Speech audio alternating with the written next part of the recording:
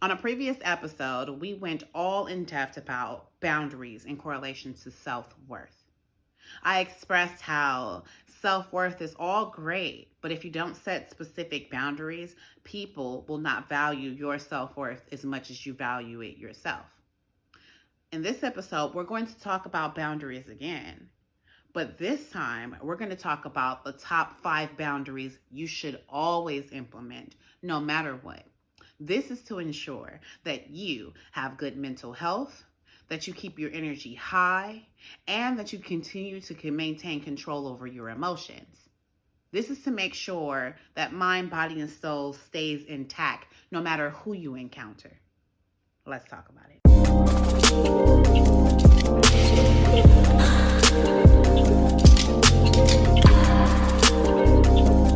Open your eyes.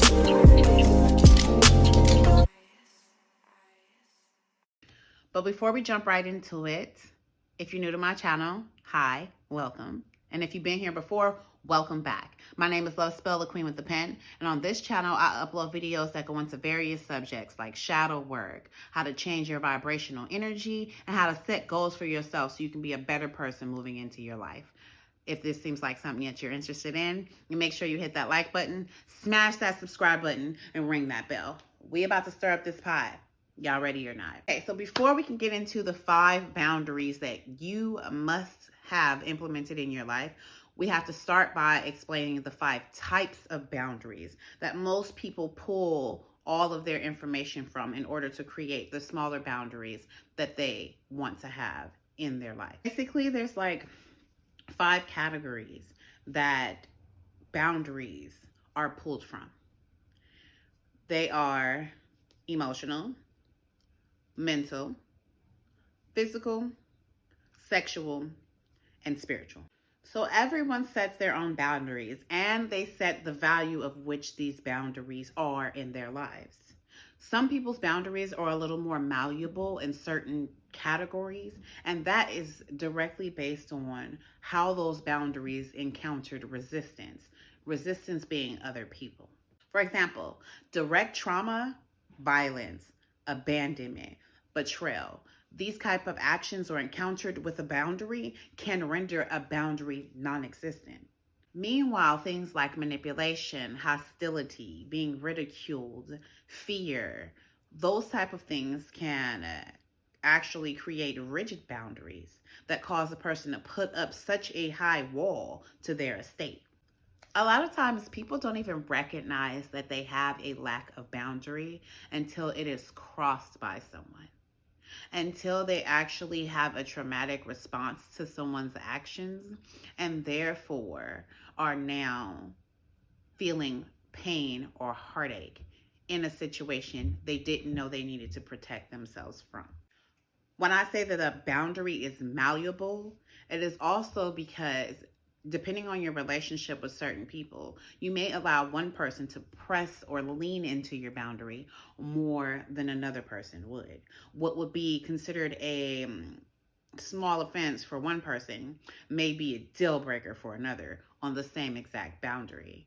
This is because the person in which you're dealing with has something else that they offer or is providing to you that you feel like is more valuable than their lack of respect on your boundary. We'll get into more of that later. And sometimes boundaries are created out of fear or traumatic responses to something that happened. And those boundaries are not realistic for the situation that you're currently in. So it's no judgment when a person decides to allow someone to overstep a certain boundary or to push a little or lean into a boundary that they've had for a period of time, especially when it's what I consider to be a lower case or lower level boundary. But I'm here to tell you 5 very important boundaries that should never be crossed. If you do not have these boundaries, then it's time for us to go get them. And if you've had them and people have walked all over them, I'll give you some tactics in order to bring them back and ensure that you continue to hold on to them. These boundaries ensure that you are a healthy you, no matter who you encounter. Let's get into it. Number 1 on my list is the most important, the hardest, and yet the smallest thing to do. It's utilizing the word no. If you are a person who has a very hard time disappointing people, then saying the word no is actually going to create anxiety in the body. No, honestly, no, take that back. Leading up to saying no creates all the anxiety. The anticipation of having to disappoint someone creates all the anxiety in the world. People pleasing, being conflict avoidant, and avoiding people being disappointed by your actions is the equivalent to placing others' comfortability and happiness as a priority over yours. People who do this are usually the ones that encounter anxiety when it is time to tell someone they don't want to do something. The best way that I have found to combat this is to say no. I know what you're thinking. Okay, that was stupid. Obviously, if I could just say no, I would have said it already. If it was that easy, I would be doing it. But the truth of the matter is that you haven't been doing it because you think before you say no. If you have a horrible time telling people that you can't or no, it is because you are listening to their full spiel and story before you tell them no. Get into the practice of blurting out no mid-sentence. Yes, it's going to be traumatizing to some. Not to you, but to others. Okay, so here's the deal. When people want something from you, they usually will give you a story that will persuade you to give them what they want. So a person's going to come with a sob story. They're going to come with some dramatic, fantastical fantastic story that just lines up with why you should be doing this for them. Because what would be the driving force behind somebody giving up what they have or their time or their, their freedoms of such to give to you for what you want? How do you convince somebody to do that? You have to tell them a story that moves them. You, my dear, my sir, are easily moved. They are banking on the fact that you have a problem with people having sad stories with you being the help, you being the needed provider. You're come save the day. They're playing on your emotions. So in order to counteract that, the best thing that you can do is do not allow the story to be told. Usually, when somebody wants something from you, you can hear it in their tone. The phone rings.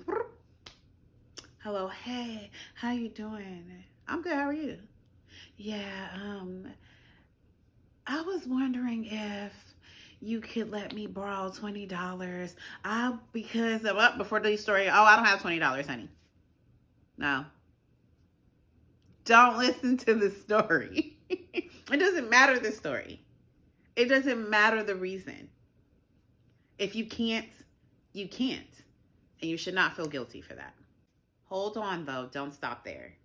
The odds are that the next step the person who's talking to you is going to take is to become a little pushy. Because obviously they want what they want. And most people who willingly ask for things are the type of people who will try to convince, push, persuade, pull to get what they want. That's just the type of personality they have. And you are easily pushed. So that person is going to try to go into convincing mode, explain to you why you probably do have it. It's just for a short spell or whatever little excuse that they're going to give. And you are not going to engage in the conversation. What you are going to do is interrupt the statement that person is making all over again, brashly, hastily, without thought. And you're going to say, no, I'm sorry, I can't, and exit the convo. Even if that means I'll call you later, I'll have to talk to you later, I'm pretty busy, and hang up the phone. If you're standing in front of that person, walk away. Yes, you're going to feel the piercing of this person's eyes behind you because you are doing something that is different. It's erratic. It's strange. It is setting a rigid and stonewall boundary. And this person is not used to it. This person will not know how to react. And that is what you want. Remember the 5 types of boundaries that you pull from in order to create the boundaries you have? This particular boundary of saying no falls into the mental category. Anxiety, fear, people pleasing, those are all mental aspects, and saying no protects you from being manipulated mentally. So the second boundary that is a must on the list is owning, controlling, and or reclaiming your resources. What are resources? The reason why a person would even be overstepping boundaries is because across those boundaries there's something that they want, i.e. your resources. Your personal resources could be anything. Your abilities, your skills, your availability, for me, it was always me being able to give good advice, me being able to see things from 2 different perspectives and have a biased opinion about things. Your resources could be your energy, your time. It could be, hell, your car, your place to stay. It could be your love, your affection. It could be a multitude of things, but it is whatever is specific to you and the way you do it that causes people to want to have some of it. Regardless of what your resources are, they were all acquired out of hard work. And so it is totally your responsibility to delegate who will receive your resources, how much of your resources they receive, and how often they should receive them. That is not something they're obligated to. It is something they are privileged to. When you do not have boundaries around your resources, people will use them until there's no end. See, people who are kind-hearted people, people who go above and beyond to make sure that other people feel comfortable, have a stopping point when it comes to how much they will take from an individual. You will never hear someone who is a people pleaser depleting someone dry of their love, affection, or time. You will never hear of a person who is, you know, a lover and warm-hearted being someone who's overstepped their boundaries so many times and took whatever resources a person had without pouring back into that person as well. There are 2 types of people in the world, and the person who will overstep your boundaries will siphon all of your resource. And they'll go under the guise that you allowed them to do it. Think of it like this. What you are, who you are, what you have, and what you know are all types of resources. And anytime you have an interaction with anybody, you are offering up a portion of your resources to them in exchange for whatever resources they have available to you. If you encounter someone who is asking without an exchange, a bartering system, the answer should be no. Unless you are willing to give up that energy, willing to give up that resource without feeling depleted yourself and without taking any losses. You are the decision maker on what resources are allocated to who, why, how much, and how it affects you. Do not let them delegate your resources. The next boundary that you should have and keep up is maintaining your own independence. No matter if you're talking about a romantic relationship, a friendship, or a family dynamic, continuing to be you, aside from being whatever to those people, is most important. You are an individual, then you are a partner. You are an individual, then you are a friend.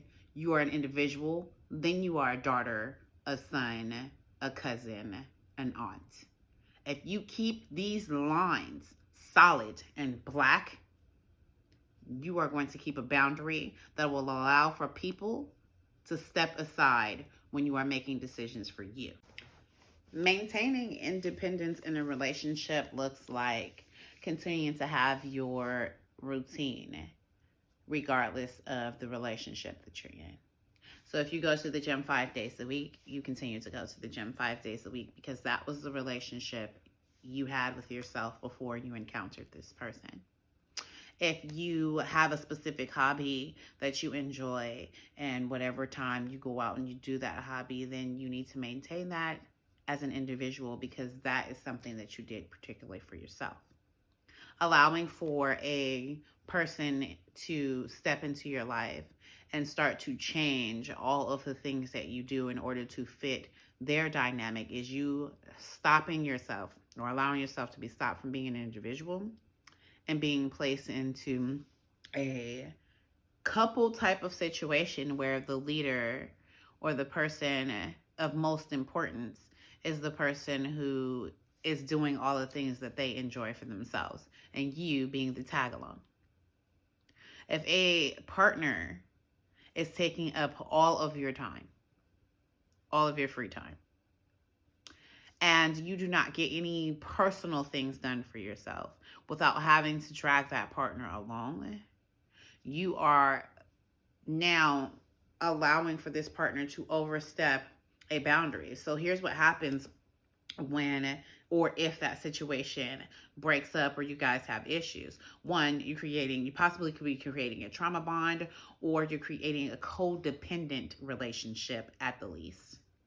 One where one cannot function without the other. Can't even go to the store by yourself. And then that invokes all kinds of insecurities, fears about cheating, and all kinds of other things that they may have encountered before, that now, if you don't follow these certain sets of rules in codependency, you might be labeled as, because they haven't dealt with their traumas. And being codependent is a way of which they deal with it without actually having to look within themselves. So you have somebody who's overstepping their boundaries and taking up all your personal time. You have somebody who's accusing you when you don't give them your personal time, and you want that individualism. When you want alone time, you are unable to get it. It creates hostility within the relationship. You find yourself trying to get away from the very thing that you want to be around. Also, when you get so far down the line in your relationship, the person who initially created the codependency, the person who initially was overtaking all of your time and all of your space, can possibly paint you out to be the person who is needy. Go figure, right? This is why you fall victim to manipulation, because when you assert that you have things that you need to do outside of that relationship, when you keep your friendships, when you keep your scheduling, when you keep your hobbies and your parties and your free time, when you keep your individualism, you cannot be painted into this codependent situation, because you have space and time to think outside of that. Just to be clear, a relationship is not the only place that you will encounter someone who will try to overstep your boundaries when it comes to your individuality. Friends that are clingy, who continuously try to trauma bond with you, will come off as very loving individuals that just want to spend as much time with you as possible. This is the type of friend who is upset if you go anywhere without them. This is the type of friend who wants to know where you bought everything from so that they can get one too, and will have fits of jealousy and anger if you do not comply with their wishes when it comes to the type of friendships they're trying to have with you. At least that's how they make you feel. And really, they are trying to separate you from your individualism so that you can have this group think attitude where you come to them and ask them what they think, and then that becomes what y'all think. Family members who are trying to be codependent by calling you regularly, whether it be to ask you for things or to dump all of their daily woes onto you.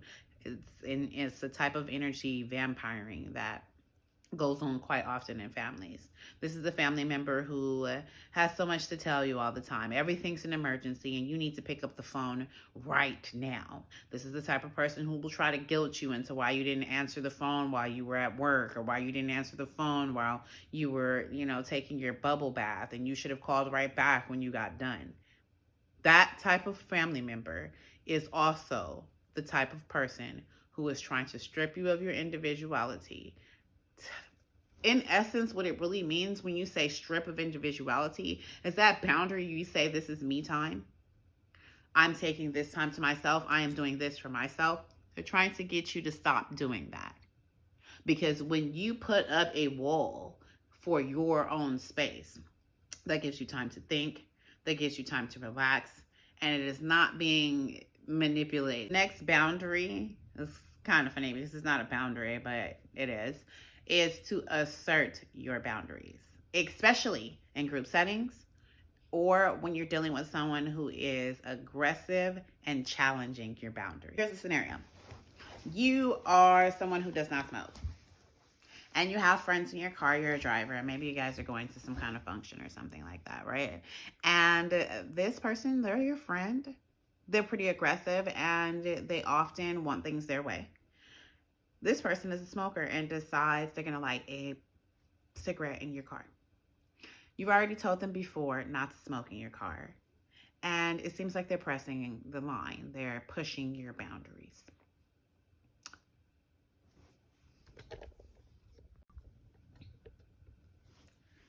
So this boundary is not a deal breaker. It's not something that you would end a whole friendship or relationship over, but it is something that this person seems to be insistent on overstepping. You could let it go, but the odds are you probably let a lot of things go. So you have one of two choices. Before I tell you the choices, let me explain to you that this 100% is a power play on the person who is imposing on your boundary. The person that you're dealing with is fully aware that you have a boundary and that they're overstepping it. They're doing it on purpose. They are actually invoking a reaction out of you and pushing the limits on you to see how far you will take your boundaries being stepped on. Because if I push and I can go this deep, can I push some more? The odds are that they're trying to get resources out of you. And it starts off with small things. Usually a person who is going to manipulate, betray, or use you is not going to start off by doing something drastic because they haven't gotten that close to you yet. They're going to start with something small, like smoking in your car when you ask them not to. It's a power move, and you should recognize it as that. So now that I've explained to you that the two choices you have all end in you shutting that shit down, let's get started. First move that is abrasive, but you know I like the abrasive because it ends things quickly, is for you to ruin the night. Ruin the night. Act a nut. This person is trying to overstep your boundaries. It's time to throw the bathwater and the baby out with the car. If it was me, I'd probably pull over to the side of the road and ask that person, do they want to walk home or do they want to smoke while they smoke, or are they going to ride respectfully in my car? See, the thing is the person who is attempting to overstep your boundaries is hinging upon this ideology that you will not try to make anyone uncomfortable. That you will see that your boundary is being pushed and pushed and pushed, and that instead of creating chaos, that you will just back down and allow for your boundary to be stepped on in order to keep the peace. The best way to end that notion is to create an uproar. This is where you decide that wherever you guys are going is canceled. This is where you decide that possibly, depending on if you want to end the relationship with this person or not, that they may have to walk home smoking their cigarette rather than be in your car. This is where you assert with full conviction and do not back down that you will not be smoking in my car. And I will ruin everybody's night for you not to do so. Once a person realizes that your boundary overstands anybody else's comfortability, anybody else's wants, desires, or possibly their own needs, then they'll understand that your boundaries are not to be crossed unless they fully want to cross you. Your second option is a little more on the passive aggressive side. Yes, you will inform this person or assert your boundaries. And once those boundaries are crossed, because they will, regardless if you're asserting them or not, then you immediately privilege revoke, resource revoke. Remember, you are protecting your resources before. And this person is having an energetic exchange with you by riding around in your car, which is a resource, by being able to chill with you, which is a second resource, having an interaction, period. So, depending on the level that you want to take it to, you can actually remove those resources. So, if I was not going to end a relationship with someone, but I despised how they overstepped my boundaries with no respect, they would never be allowed to ride in my car again. And this only works if you hold to it, even when it feels ridiculous to everybody else. So, for example, this may be a family member, right? And this person just insists on, maybe it's an aunt, and she insists on smoking your car, smoking your car, smoking your car. I'm not listening to you because I'm an adult and you're a grown adult slash child, whatever. Now you just refuse to take her anywhere. It's going to be okay at first. She's not going to see it. Maybe she doesn't, it doesn't affect her. But over time, it will. And the thing about this is a long game. So there'll come that one event, that one family function. Hell, it could even be a funeral of which the aunt must ride with you in your car. And you will say, she's not allowed in my car. And people, what? Believe me, you're going to bring up shock. But people are going to go, what? Why? And it's because when I asked her to stop smoking in my car, she refused to. So since she doesn't respect me or my things, she's not allowed the resources anymore. When you do things like assert your boundaries, you're going to have people who are not used to you asserting your boundaries attacking you. You're going to have your own family members join in on how you shouldn't be having these rigid boundaries and how you're tripping and something's wrong with you, blah, blah, blah, blah. You need to do, of course, whatever is healthy for you. And listening to someone else tell you why you shouldn't have boundaries is insane. The boundary that outtrumps them all: never allow for someone to verbally abuse you. You should never second guess somebody's intentions when talking to you. You should never be berated, ridiculed, clowned, joked on, where the jokes are on you. If someone is using words to pick at you, it is specific, and it can break down all the boundaries that you have or have had in place before you encounter this. Now, I remember the saying when I was younger, like, sticks and stones will hurt my bones, but words will never hurt me. Oh my God, that's such a lie. I have encountered physical pain that I have forgotten. Yet I have encountered words from someone that still stings when I think about them today. Sticks and stones break your bones, but your bones may heal. But words can drastically change how you view yourself and your self-esteem. See, when someone comes at you verbally with, underhanded jokes, when someone tries to demean you, take jabs at you, it's actually pretty corrosive. And what it does is it picks at the foundation of your self-esteem. You start to second guess who you are as a person. You start to feel insecure, and you start to dim your light or for others not to see you, so that they won't continue to make you feel the way that you feel. Now, yes, self-esteem is how you feel about yourself. But because we are human beings and we're having a human experience, our interactions with people is how we view ourselves. We are in first person. The lens that you look out of is only the lens from within you. And so everything that you project outward is all the things that you know within. But in order for you to see what you project outward, in order for you to see, you have to look at the lens of someone else.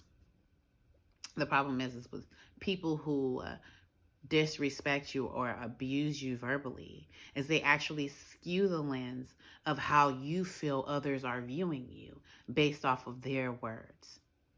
you become confused in your own reality.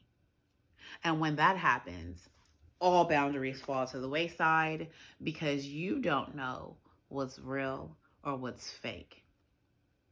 Your vision is technically blurry.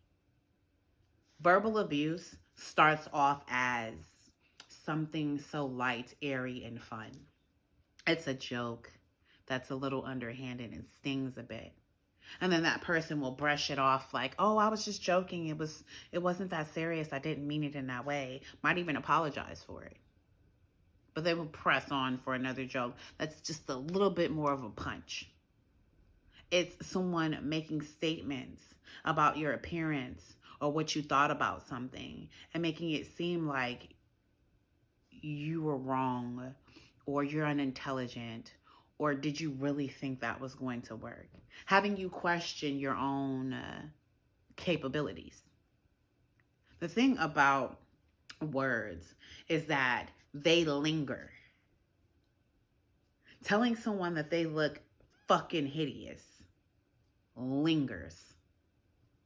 So when you encounter someone who lightly jokes, you cut them the fuck off, okay? Because a joke is supposed to be funny. And if you're not laughing at yourself, then you're not funny. That makes no sense. A joke is supposed to be funny, and jokes on you are almost never funny. It's laughing at you, not with you. Anytime somebody brings up personal things in order to laugh at you, they are against you. Anytime somebody tries to make you feel like what you're thinking is dumb, they are intentionally messing with your psyche.